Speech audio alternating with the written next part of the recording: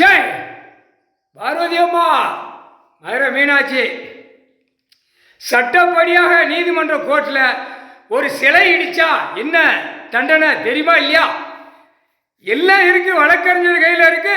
நீதிமன்ற கோர்ட்டு முதல்ல தாக்கல் பண்ணி எல்லாம் வீடியோ போட்டோ எல்லாம் கொடுத்தாச்சு. அதுவே சஸ்பென்ஸாக முடிச்சு எல்லாம் கையெழுத்து வாங்க வேண்டியதெல்லாம் கையெழுத்து வாங்கி முடிச்சிட்டாங்க. அப்போ கவர்மெண்ட் லாயர் எப்படி வேலை பண்ணுதா? சிலுவத்தூர் கவர்மெண்ட் லாயர் வாய்ப்பேல நீ மாட்டல, நீ நினைக்காத. இவர் எப்படி வச்சிருப்பார் கடவுள் உனக்கு தெரியுமா இல்லையா?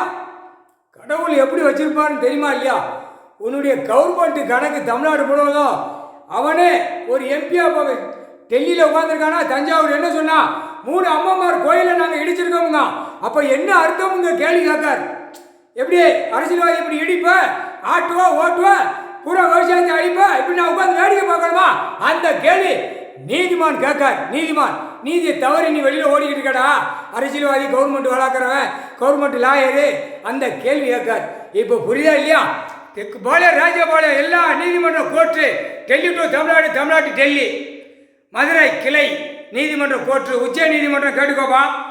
அடுத்தாப்புல சிலுவத்தூர் நீதிமன்ற கிளை கேட்டுக்கோ. தெற்கு பாளையம், ராஜபாளையம் நீதிமன்றமும் கேட்டுக்கோ. ஒரு இடம் அசம்பாதம் நடந்தா கணக்கு 2 நாள் 3 நாளுக்குள்ள எடுத்து கொடுக்கணும். 90 நாளைக்கு மேலே ஏன் காவல்துறை இருந்தேன்னு கேள்வி கேட்கார்.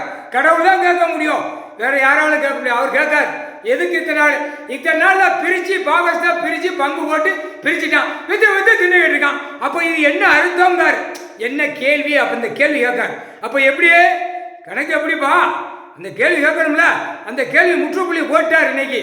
புரியா? இன்றைய நாள் விசாரணை நாள். கணக்கு விசாரணை தெற்கு பாளையம், ராஜபாளையம் காவல் நிலையம், காவல்துறை, செட்டியார்பட்டி, தலைவரம் விசாரணை, இன்ஸ்பெக்டர் விசாரணை, ஆய்வாளர் கணக்கு முடிஞ்சு வச்சு இன்ஸ்பெக்டர் கணக்கு எடுக்கார். கடவுள் எடுக்கார், நீ விசாரி பார்ப்போம் அப்படின்னு இருக்கார். சரியா? தப்பு செஞ்சு ஓடிக்கொண்டே இருக்கான் அவன். எல்லாத்துலேயும் அப்படியே பழங்குன்னு கொட்டை போட்டு உழுங்குற வேக. இப்போ எல்லாத்தையும் சமாளித்து உட்கார்ந்துருக்கான். வீசிட்டான், காகித பேப்பர் வீசிட்டான். புரியுதா? இப்போ வீசில இப்போ இவர் வீசுவார். எப்படி வீசுவார்? கணக்கு பார், எப்படி நடக்குன்னு பார். கடவுள்கிட்ட யாரும் தப்ப முடியாது, புரிஞ்சிக்கோ.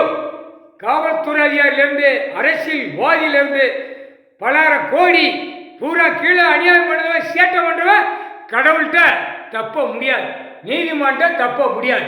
பார்த்துக்கோ. நீதிமான் கணக்கு போட்டார், சும்மா விளையாட்டுக்கு விளையாடுதோம்னு நீ நினைக்கக்கூடாது. இல்லையா? கணக்கு தப்பு கணக்கு எல்லாம் ஒரு கணக்கு பத்திரப்பதிவு எதுக்கு முதல்ல உள்ள ஏற்றிருக்கான், எப்படி பாகஸ்தை ஏற்றிருக்கான், இவனா நியமிச்சு இவனா 2 பேரும் சேர்ந்து பட்டா போட்டு பவர் போட்டு இது என்ன அர்த்தங்கிற கேள்வி. இந்த சொத்து 4 கணக்கில் வரும். புரியுதா? 4 கணக்கில் வர சொத்து பட்டா பவர் எப்படி போட்டான், பட்டு பட்டு பட்டு பட்டு பட்டு எப்படி போட்டான், பட்டா பவர் பூரா அடிச்சு தான் நாசம் பண்ணுதான். பட்டா போட்டு பவரை போட்டு நான் கொடுக்கலான்ட்டார். இப்போ பட்டா பவர் போட்டவனா கைலாசத்திலிருந்து தோண்டி எடுப்பார். புரியுதா?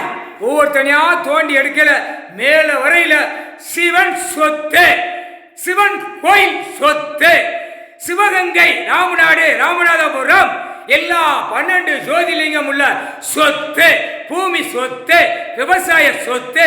மானிட பேருக்கு உனக்கு இவ்வளவு மூளை படிச்சிருந்தா அவர் எப்படி கணக்கு எடுப்பாரு? புரிஞ்சு நட. கணக்கு போட்டாரு, பார்த்து பறிச்சு போய்க்கோ. தப்பு இருந்தால் கணக்கை முடிச்சிருவார் கடவுள். புரியா? எல்லாம் விளையாண்டு பார்ப்பார், விளையாடுவார். நீ ஏன்ட்ட எவ்வளோ விளையாடுத, நான் ஓன்ட்ட எவ்வளோ விளையாடுதோம்னு அவர் பார்த்துக்கிட்டே இருப்பார். ஒரே ஐடியா கணக்கை முடிச்சு போய்கிட்டே இருப்பார். அவருடைய கணக்கு கடவுளுடைய கணக்கு அதான். முக்கால் சத்தியம், அநியாய சேட்டை, ஓவர் சேட்டை, முக்கால் சத்தியம். புரிஞ்சிக்கோ.